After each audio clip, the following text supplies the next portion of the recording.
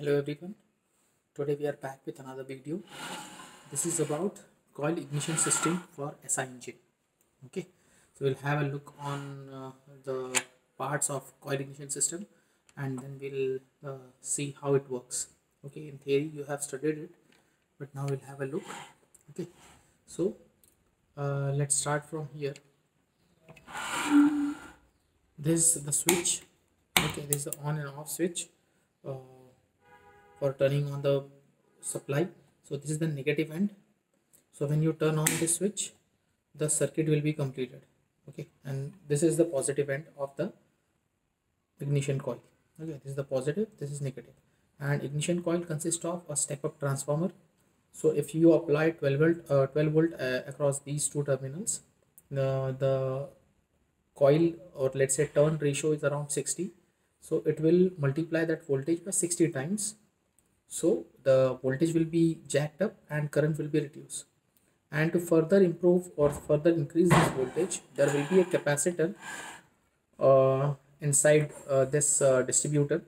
So that will also jack up this battery volt, that is 12 volt, up by some factor. Okay, so overall after amplifying, you will get around 25,000 to 30,000 volt. Okay, and once this voltage is produced, this is given through this high voltage cable to the distributor cap. Okay, we'll have a look inside the distributor cap how it looks.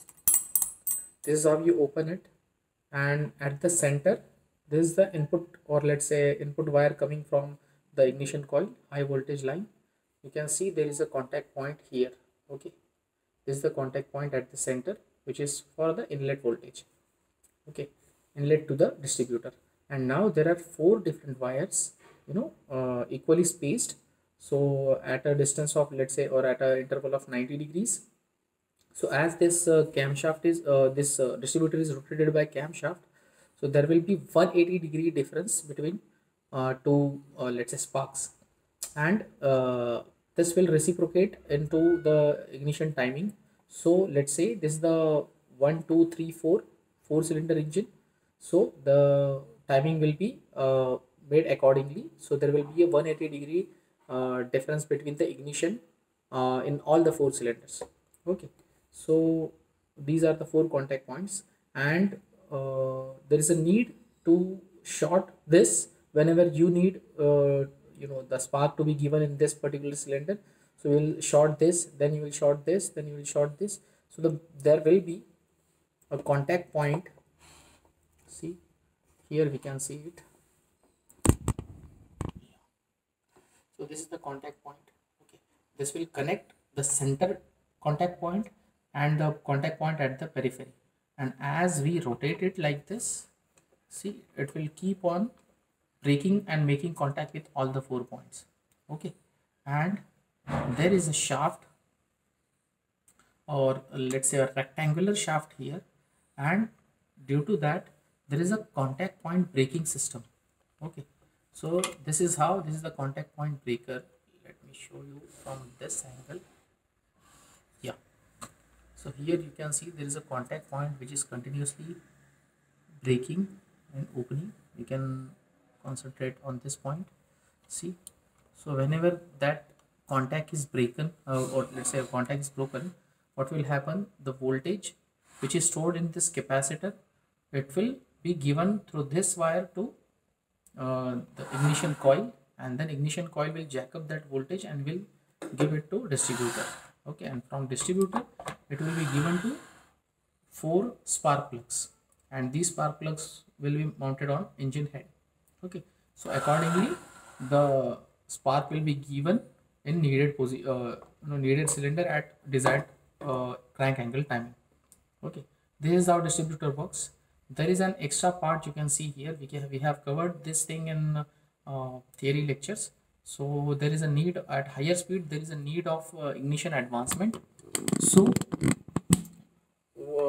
at higher let's say RPM, the air flow rate going through the inlet manifold, that will be higher. So there will be a lower, or let's say lower pressure than atmospheric pressure, and that difference between, let's say, atmospheric pressure and the pressure inside manifold, that will this difference will keep on increasing as you increase the RPM. Okay, so there will be negative pressure inside the manifold, so the pipe from manifold will be connected to this diaphragm. So when there is a more suction, the diaphragm inside this will move to the this suction side, and that diaphragm is connected with a small shaft, and that small shaft will rotate, or let's say displace this whole assembly by that much distance, and that distance is calibrated in order to let's say adjust the ignition delay, okay, or ignition advancement. So at higher RPMs you need to give ignition certain degrees before let's say before the desired time. Okay, so this is how the ignition let's say advancement mechanism is there in the distributor.